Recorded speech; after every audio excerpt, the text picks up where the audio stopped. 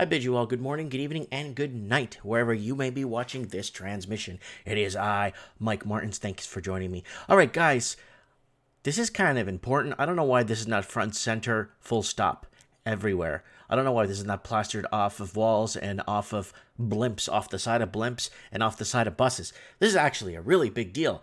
50% of Americans say their savings will run out this month. We're in the month of April 2020. What? The COVID outbreak has spurred not just a health crisis, but also an economic one, with millions of Americans now out of work and countless small businesses shut down. A large number of U.S. adults are already scrambling to pay their bills. So here it is. People are trying to get, they're treading water. Okay. For the longest time, Americans have been treading water, especially for the ones that bought on the West Coast from Seattle, King County, Washington, all the way down to San Diego. Those people that bought at the top or in the last year and a half, 2-3 years, they're in a lot of trouble. People that bought it in New York State, in Massachusetts at the wrong time, especially when they have very expensive mortgages, they're in a lot of trouble, right? While emergency savings can be a lifeline in a situation like the one we're facing, 50% of Americans expect that their savings will run out by the end of April, according to a new survey. That's like in 15 days. By real estate service Cleaver. And given that the crisis is showing no signs of letting up in the near future, that's extremely troubling. So we're seeing all kinds of death, right? All kinds. We're going to do a Mike in the Night. We're going to be covering a lot what's been happening. What are the side agendas happening? Don't forget to join us on Mike in the Night live, and you can call in and give us your update or what you got to say. Americans are feeling the crunch. Unemployment claims have been reaching record highs as Americans scramble to put money in their pockets in the absence of a paycheck.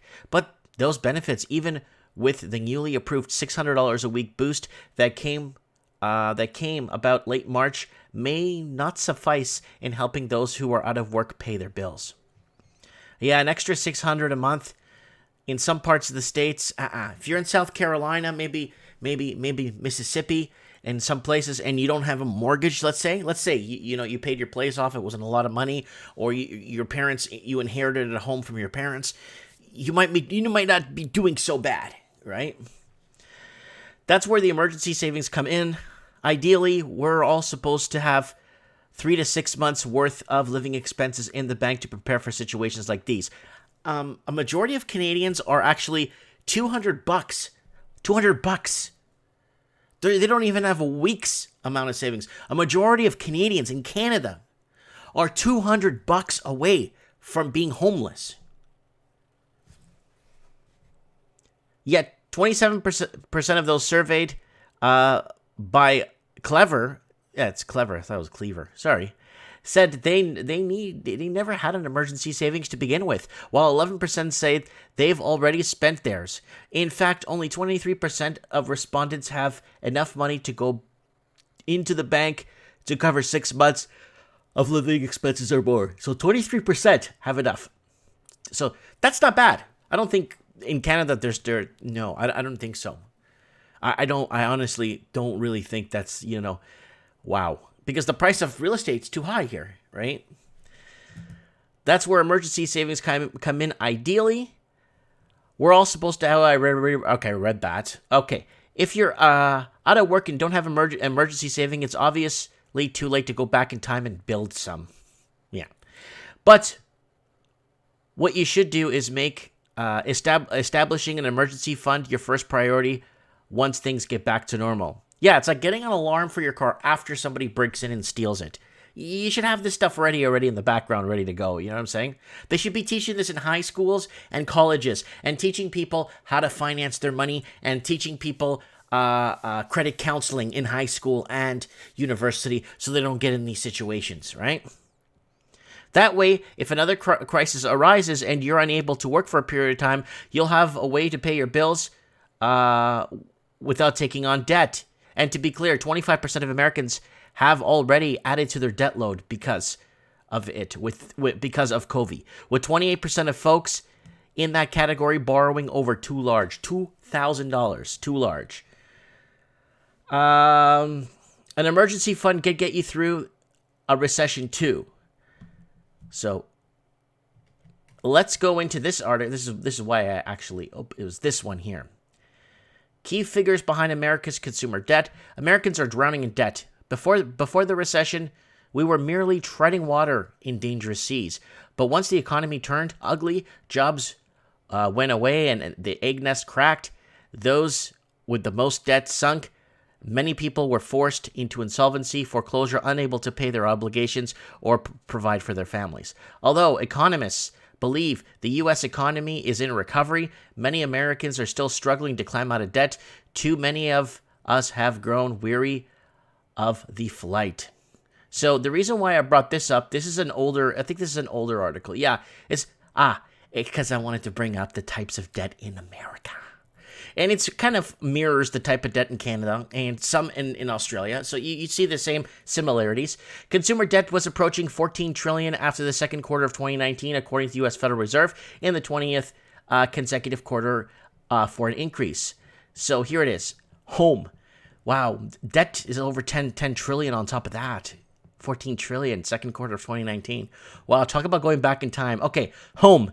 Total mortgage debt rose 9.4 trillion, an increase to 407 billion from the same juncture in 2017.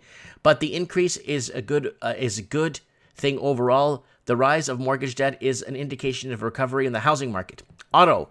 Total auto debt in Q2 of 2019 is 1.3 trillion, a jump of 59 billion from the same time in 2018. Remember, we actually covered this Q2 and Q3 of 2019 when they were just giving auto loans to anybody. They didn't even call. Hi, you want to buy a car? No, I'm here to drop off this letter for somebody. Well, you got yourself a car. Sit right down, pick a car off the showroom. It's like, wow.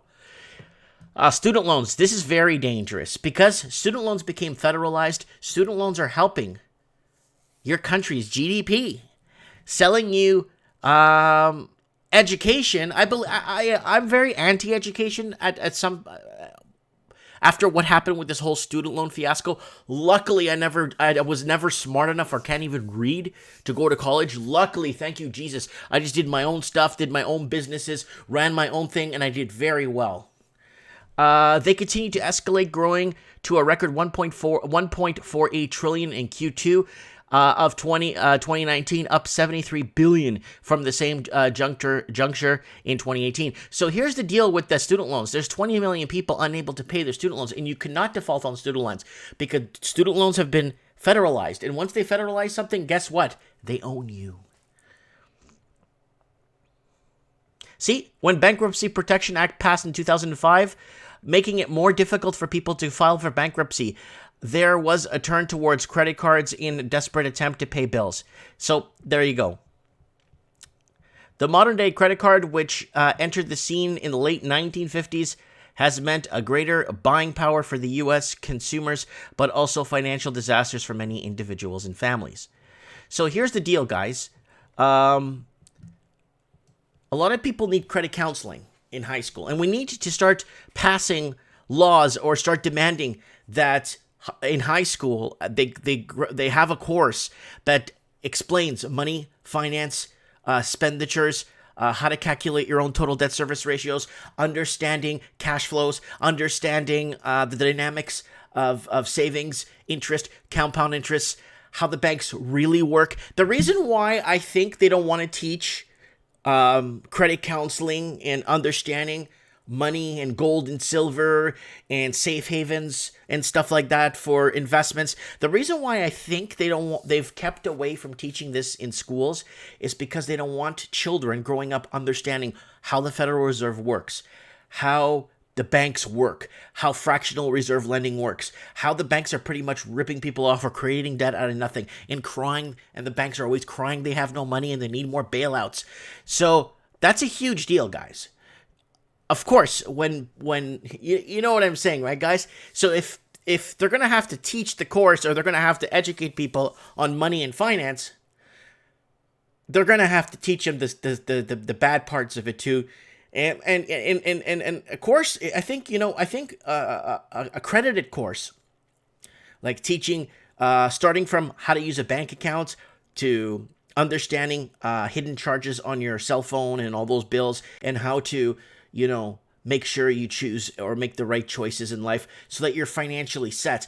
If kids in high school going into college, they're not going to rack up all that student loan debt, and they're not going to rack up a lot of those credit card debts, because a lot of them are going to wake up to the fact that they'll end up becoming slaves for life.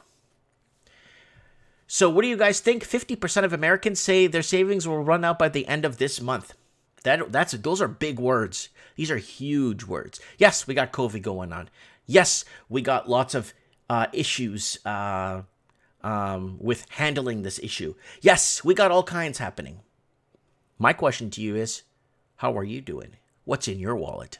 Comment below. Look forward to reading your messages. Guys, don't forget to get over to the channel. Set your reminder tomorrow for trends in the housing market. We got a really good show tomorrow. We're going to go live. Hopefully we'll get Steve the plumber on. He's going to tell us what's going on economically in Canada. And then we'll get one of our friends there from the States. And then hopefully we could get, I forgot his name. Man, Stephen Thompson, if we get him from Australia on the show, we could find out what's happening around the Commonwealth with housing, and it's our 201th episode. Don't forget to sign up for Mike in the Night. Mike in the Night's been a big hit. It's been a great show, and we have all kinds of coverage here. Mike in the Night right here, all the episodes, long ones. If you guys want to go to sleep, they have 3 and 4 hour shows here. If you guys want to, I got the Mike in the Night-a-thon, 6 hours long. I think I got in 29 callers from all over the world calling in with what's happening with COVID. And this one's good. Mike in the Night Mind Games. That one's good because a lot of people called in discussing and telling us their psychological impact of COVID and how it's psychologically impacting them, their minds, their families, and their well-being. Let me know what you guys think. Comment below. Looking forward to reading your comments.